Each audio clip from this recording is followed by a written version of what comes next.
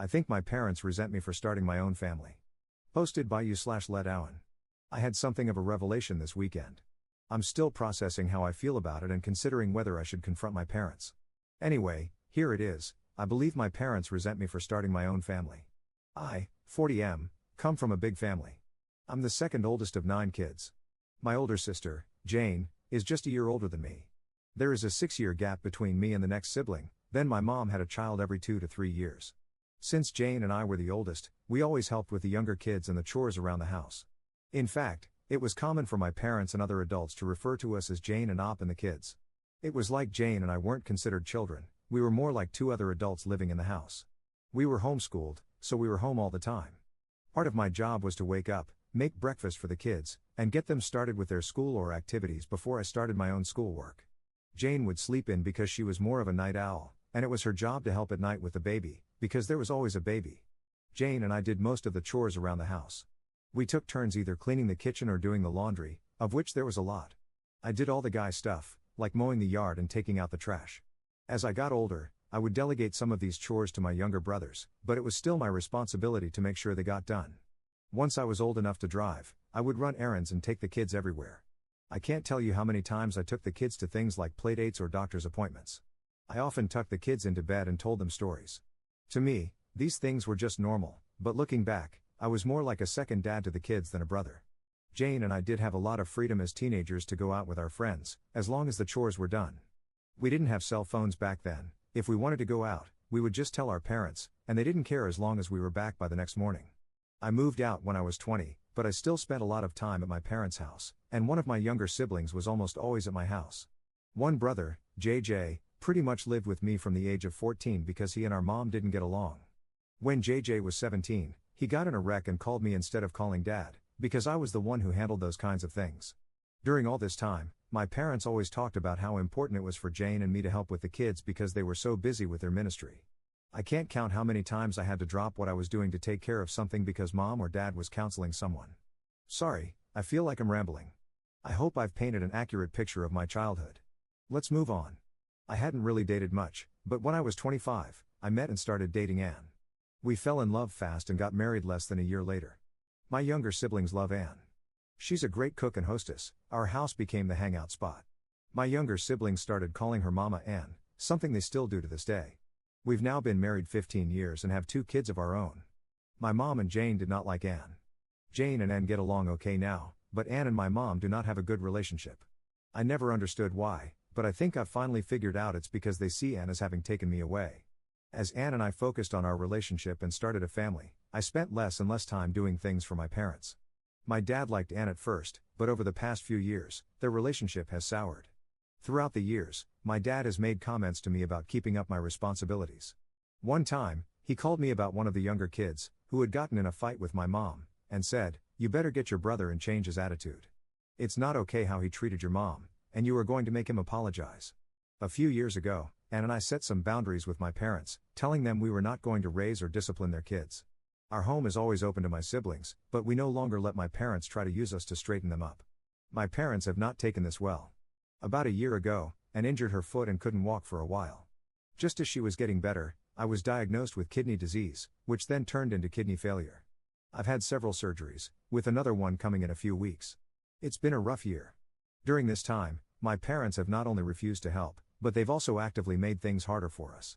Things like promising to help with our kids but then canceling at the last minute, usually because something ministry-related came up.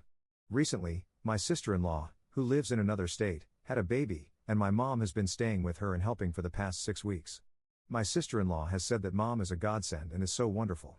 My dad has gone to help every weekend. This hurts me because my mom wouldn't give us a single night to help with our youngest when he was born.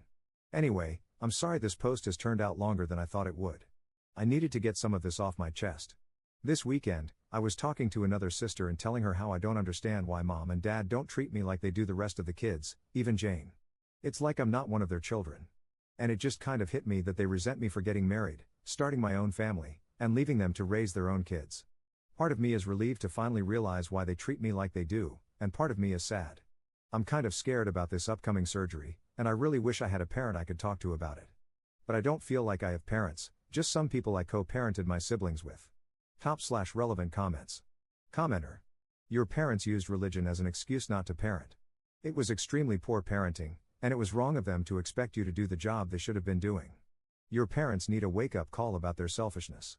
Hit them hard with what they've done wrong, then go no contact. You don't need that kind of negativity in your life. Ops response. That's hard to hear, but you might be right. Commenter 2. Your parents seem so absent from your life. I am so sorry that has happened to you. Take this time to focus on your real family, your wife and kids. That should be your priority now that your folks have revealed themselves for who they really are. Parentification is a type of abuse and neglect, and you've certainly suffered from it. Ops response. Absent from my life is a very good way to put it. Even though I see them frequently, they have no idea what is actually going on with me. When I had my first surgery last year, my mom told people, Op is having a surgery and has to do treatments for a few weeks, then he will be all better. I had to call her and say, Mom, stop telling people that. The surgery is to have a port installed in my body so I can do treatments which I have to do for the rest of my life. I will not be all better in a few weeks. Even with that, she is completely checked out. But at least she gets to be grandmother of the year for my brother and sister-in-law. Commenter 3.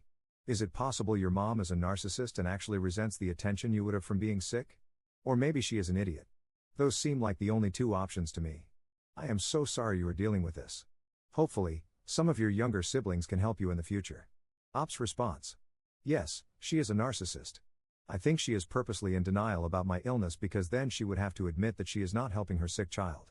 The younger siblings who live close have helped a lot, and the ones that don't live close have still helped with moral support. Update 2 days later. I spoke with my wife, Anne, about it last night. I said something along the lines of, I've realized that my parents resent me for starting my own family and not helping them as much, and that is why they treat me so differently. And I think you've been trying to gently tell me this for years, but I was too dense to get it. We were sitting in bed at the time, and she leaned over, patted me on the head, and said, You are so pretty. I laughed for like 10 minutes. It was a great emotional release. A lot of you said she sounds wonderful, and she really is. I just can't express how much I love her. About Jane, my older sister, Jane did get married and start a family about 2 years after I did. Jane and I had a falling out and didn't speak for several years, but we're okay now, just not very close. Our falling out was more about religion than anything. She is very religious, like my parents, while I am not. I am religious, and we attend church, but it's not our whole life like it is for my parents and Jane. Younger siblings, the youngest is 22, so they are all adults now. The second youngest passed away several years ago, so there are 8 of us now. I am very close with all my younger siblings. They still come to hang out at my house all the time, and they are all great aunts and uncles to my kids. All of them, including Jane, are upset with how my parents treated me this past year. Help with my kids. While I am disappointed in my parents for not helping, I do not need their help. Anne and I have close friends, plus we both have siblings who help. Anne's parents live far away, but they help when they can. We really are okay and feel very blessed and loved with all the help we have received. Therapy, part of my kidney treatment plan includes access to a therapist, and I love her. She has been great in helping me learn to live with an illness. I'm not sure if she is the right person to speak with about my parents, but I will ask her and see if she can refer someone if not. I will wait until after my surgery to bring this up, as I need to just focus on that right now. Setting boundaries. When I say my parents won't help, it's not that they say they won't help, it's that they offer to help and then either bail at the last minute or change the plan so much that it causes Anne and me a lot of stress. A few months ago, Anne was sick, and my mother offered to pick our kids up from school. It's a long story, but she kept changing things and making it very complicated. My youngest ended up being left alone for a little while, and he got scared. After that, I had a harsh talk with my parents and told them how disappointed I was in them and how I needed to focus on my health, but they were making things worse. I told them they are not allowed to take my kids anywhere, they are not allowed to just drop by my house, and, in fact, they are not even allowed to offer to help, because my mom doesn't take no for an answer and will nag until she wears me down. My parents were mad about this, but all 7 of my siblings took my side and rallied around me, so my parents have respected that so far. Going no contact. A lot of people recommended going no contact. I don't want that. I still love my parents, even though they have not been great parents. My kids love them too, and I don't want to take that away. They are good grandparents, when they show up. I don't think my parents are awful people. I think they had this vision of having a big family and a big ministry, and they just didn't realize the responsibilities they put on Jane and me. I have spoken to them in the past and expressed how it was messed up that they put so much on us as kids, and they have apologized. Putting my parents on blast at their church, several people recommended going to their church and telling people how they have treated me. You don't understand this church. They would praise my parents for putting God and the ministry above everything else. These super religious people are crazy. I guess that's it for now. My surgery is in less than 2 weeks, so I'm going to focus on that. I'm going to put this thing with my parents on the back burner and later decide what, if anything, I'm going to do. Thanks again to everyone for your comments, it has really helped me work through some feelings. Top/relevant comments. Commenter. I'm going to say something you should repeat to your therapist. Having part-time good parents means they were all the time bad parents. Now, just repeat that to your therapist, and they will understand. Let me explain. If you're a parent, you don't get time off or get to turn it off just because it's inconvenient. Think about your own life. You have a serious illness. Have you ever slacked off in your care of your kids? Probably not. It might have changed how you did things, but you were still a good parent 99% of the time, 1% for times when we mess up. I hate to say this, but those good parent moments were nothing more than a show. It's a form of gaslighting. Second update 3 weeks later. Thanks to everyone who reached out and wished me a speedy recovery. My surgery was last week, and it's going better than expected. All the surgeries and treatments over the past year felt like they were just keeping me alive, but with this surgery, a kidney transplant, I feel like I'm working towards getting my normal life back. It's been hard and painful, but I was expecting it to be worse, so I can't complain at all. Anne is always telling me that she doesn't get enough credit for being funny, so the fact that so many of you laughed when she told me I was pretty has made her happy. She said, "I like these Reddit people." This whole post started because I was having a conversation with one of my sisters, I'll call her Six, since I can't keep making up names. Plus, she's following this thread and will hate that I'm calling her that. Six had a fight with our parents, and I was sharing with her that Anne and I had recently set strong boundaries with them and encouraged her to do the same. So, she did, and they didn't take it well. This led to several conversations with different siblings, and both 5 and 9 also decided to set some boundaries. It has also led to other siblings deciding to confront our parents about how they've treated me this past year while I've been sick. Jane, the oldest, called me the day before my surgery to check on me, and we ended up talking about our childhood. We haven't been close for a number of years, but I feel like we bonded on this call. It was interesting talking to her as an adult and reliving some things. She's been in therapy for a few years, and she said sometimes she'll be talking, and her therapist will stop her and say, "Jane, you just casually rolled through some messed up stuff. We need to stop and unpack this." For a long time, I blamed her for the way she treated me when we were younger, but now I'm beginning to understand that she was also just a kid trying to cope. I have a lot more grace for her now. We've been texting a lot over the past few weeks. My parents did visit after the surgery, but we didn't talk about any family drama. My siblings have said they're not taking these new boundaries well at all. I hope that one day they wake up, realize that all 8 of their children are disappointed in them, and work to be better people, but I'm not holding my breath. It seems they're placing all the blame like they normally do. This is just an attack by the devil. Anne and I decided that, moving forward, we're going to continue low contact with strong boundaries. With such a large family, going no contact would be hard and create a lot of awkward situations where we'd still have to see them. We've also talked to our kids, and they've both expressed that they want to have a relationship with their grandparents. While I don't expect my parents to change, I do believe they'll respect our boundaries. My attitude toward them has also changed. I no longer feel like I owe them anything. We'll continue a relationship with them because it's what's best for my family, not because they deserve it. Lastly, I received a recommendation for a family therapist, and I have an appointment scheduled for next month. Third update 2 years later. I have tried a bunch of times to write an update, but I end up either not being able to find the words or I ramble for 10 pages, mostly about my health. I'm just going to push through, and I hope this makes sense. Shortly after my first post, I had a kidney transplant, May of 2023. Recovering has been the main focus of my life, but it is not the point of this update, so I'll try to keep this part brief. Things were great just after the transplant, and I recovered much quicker than anticipated. Then I got a stupid virus that caused some minor setbacks. That ended up leading to a bigger setback, and my body began to reject the new kidney.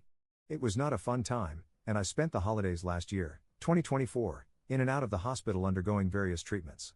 While the treatments were tough, they did their job. My body is now showing no signs of rejection, and the virus is under control. Maintaining my health and new kidney will be a lifelong journey, but right now everything is stable, and I'm feeling better than I have since before I started getting sick in 2023. I had talked about how my older sister, Jane, and I didn't speak for years, and when we finally did, we kept our distance. She had reached out after I made my first post, and I was starting to work through some things, and we talked about how we were raised. We had both recently learned the term parentification, and we talked about that. We trauma bonded, another term I had recently learned, and started talking more. Her family ended up coming to town late in 2023 and stayed for a few weeks, and we really got a chance to talk and connect. I had judged her harshly for things she had done during our childhood, but came to realize she was just a kid who was under a lot of pressure, forced to raise a bunch of kids, and she was desperate to have some control in her life, and it just happened to be me. There were lots of tears and apologies on both sides because I was not always kind to her either. We have become closer than we ever have been and talk a couple of times a month. My family is going to visit her family this summer. Our kids are excited, as they have become close as well. I'm not sure how to tackle this next part about my parents. My first post was prompted because some drama with my parents and several siblings had come to a head, including how my parents had not been helpful while I was dealing with my kidney issues. We all banded together and set strong boundaries with our parents, which they did not take well at first. Someone said, "It sounds like you and your siblings are bullying your parents into being better people, and that might be the best way to describe what happened." Just before my surgery, I had a very blunt conversation with my parents. I had prepared for it and written out key points I wanted to say. I was not angry when we spoke and just clearly laid out several examples of how they had not only failed to help but had made things harder for my family while I was sick. I basically told them I did not need or want their help because I could not trust them. Something about that, and my siblings all coming together, seemed to make something click with my dad. He didn't say much at the time, but he also didn't defend himself or try to shift the blame. Over the next few months, they would text about once a week to check in. If we were feeling up to it, I would invite them to stop by, and they did. A few times they offered to drop off a meal, and we accepted. The few times I was not feeling up to it, they did not push. This was all part of the boundaries I had set, and they respected it. A lot of things started changing over that year. Honestly, I think someone showed them my post, my siblings all knew about it, and I think everyone in the comments calling them out had an effect. So thanks to everyone for that. They quit their church, which was a shocker to all of us. Mom called several siblings and asked for specific examples of how she had let them down, and actually listened and didn't defend or deflect. The last of the younger siblings moved out on their own, and that really changed the dynamic of their relationship. I can't say exactly when or why it happened, but over the course of 2023, things changed, seemingly for the better. My parents started doing more things with my kids and actually showing up for events. I saw they were making an effort and had a talk with them, telling them that if they really wanted to connect, they would have to find things my kids liked and figure out a way to participate. I told them they can't just plan something they want to do and expect my kids to tag along. My dad found a hobby that my oldest was interested in, and they have gone down a whole rabbit hole with that. My mom and youngest discovered a restaurant they really like, and they go there together. It's not perfect, but they are building a relationship that seems healthy. My wife and I are still cautious but optimistic. As for my relationship with them, I have just kind of disconnected emotionally. As a teenager, I read Ender's Game, and I related to Ender, in the way the adults were always setting him up so that he knew he would never have backup. He had to win on his own or die trying. I felt like that most of my life, no backup, no support from any adult, just me, and later my wife. I've built my own support system with my peers, and that's good enough. I'm glad my kids are finally getting decent grandparents, but I'll never have a serious conversation with my parents about what's going on with me. On hard days, I have my wife and a few close friends, and I feel incredibly lucky, as that's more than a lot of people.